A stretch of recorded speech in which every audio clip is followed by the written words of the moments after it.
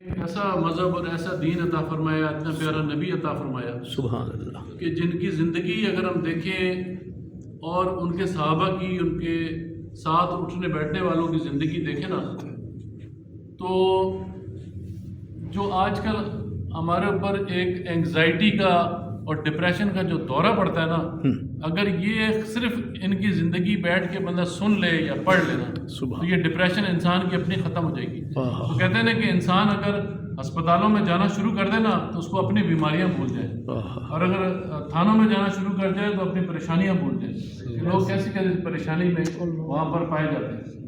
تو دنیا میں سب سے مہنگی جو جگہ ہے نا وہ جاپان والوں کی.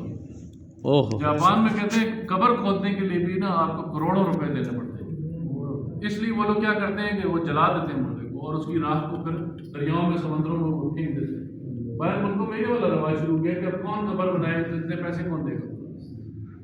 تو جاپان میں اس وقت زندگی کی روٹین یہ والی ہے کہ وہاں پر لوگ دفتر میں کام کرنے کے لیے جاتے ہیں نا، 8 گھنٹے کے بعد وہ 12 گھنٹے لگاتے ہیں، اوور ٹائم لگاتے ہیں کہ ہم نے گھر میں جا کے کرنا کیا، اتنا کرایہ خرچ کریں گے، ٹرین میں بیٹھیں گے، تھکاوٹ ہوگی، ادھر ہی 8 گھنٹے کے بعد دوبارہ 6 گھنٹے 12 گھنٹے کی پھر ڈیوٹی کرتے ہیں اور ادھر ہی دفتروں میں سو جاتے ہیں.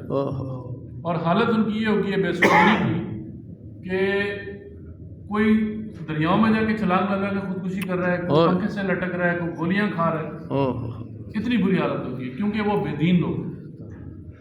میں نے آپ کو اگلے دن ایک واقعہ سنایا تھا نا کہ حضور صلی اللہ علیہ وسلم نے اپنے صحابہ کو جب دیکھا نا، وہ دین قبول کرنے کے لیے کچھ لوگ آئے دوسرے قبیلے سے، تو ان کے پیروں میں جوتیاں نہیں تھیں اور کسی نے ایک چادر باندھی ہوئی تھی اور کسی کی 2 چادریں تھیں تو اس میں سوراخ تھے اور اتنے پیون تھے کہ حضور صلی اللہ علیہ وسلم نے جب ان کی حالت دیکھی نا تو آپ کا چہرہ غمزدہ ہو گیا. آپ اتنے غمگین ہو گئے نا.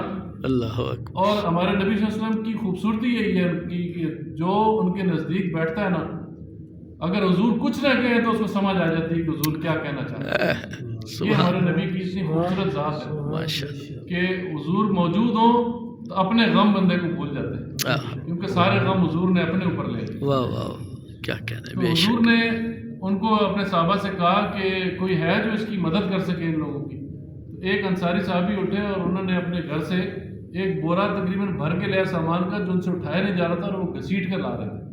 یہ حدیث شریف میں الفاظ ہیں. تو وہ جب لا کر انہوں نے رکھا نا تو باقی صحابہ نے کہا کہ یہ تو وہ صحابی لے کر آ رہا ہے جو ہمارے درمیان سب سے کمزور اور غریب تھا.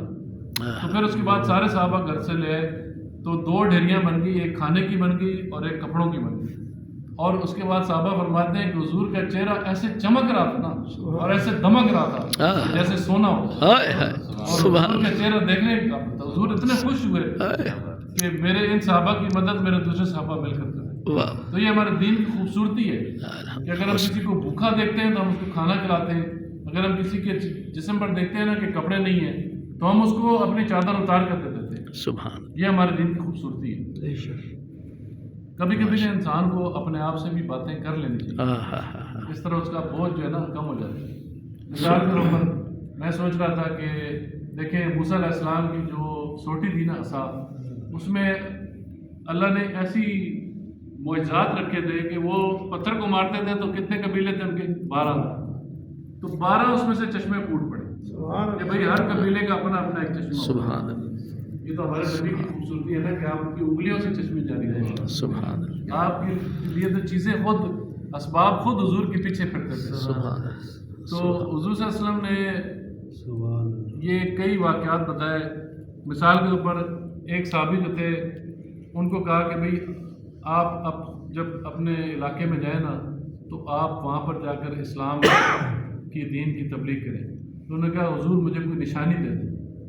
تو حضور صلی اللہ علیہ وسلم نے ان کو نشانی یہ دی کہ ان کے ماتھے پر نور چمکتا تھا.